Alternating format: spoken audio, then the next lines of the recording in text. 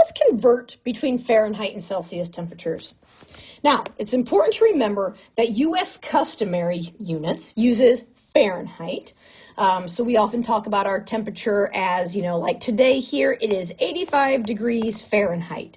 Well, if you use the metric system of measurement, you measure your temperature in Celsius, right? So you might say it's 12 degrees Celsius. I don't know what that is because I haven't done the conversion, but just in general, right? So we have different ways of measuring.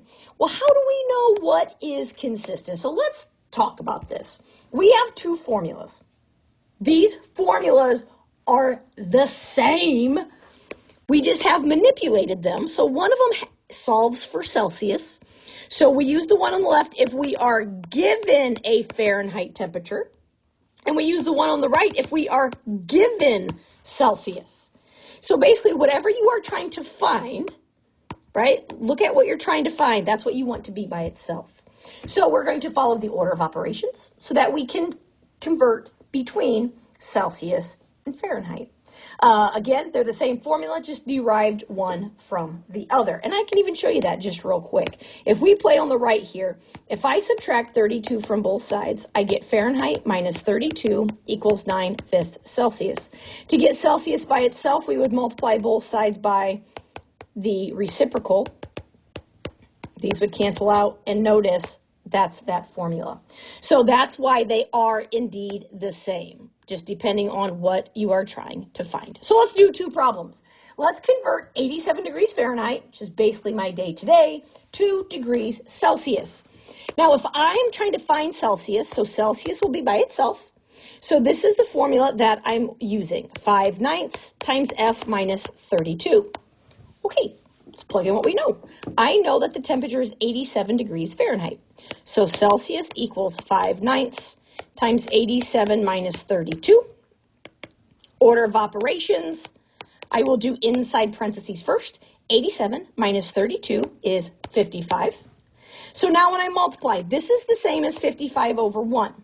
So I multiply 55 times 5 over 9 times 1, which is the same as taking 5 divided by 9 times 55. Either way, we end up with, I'm going to round, 30.56 degrees Celsius.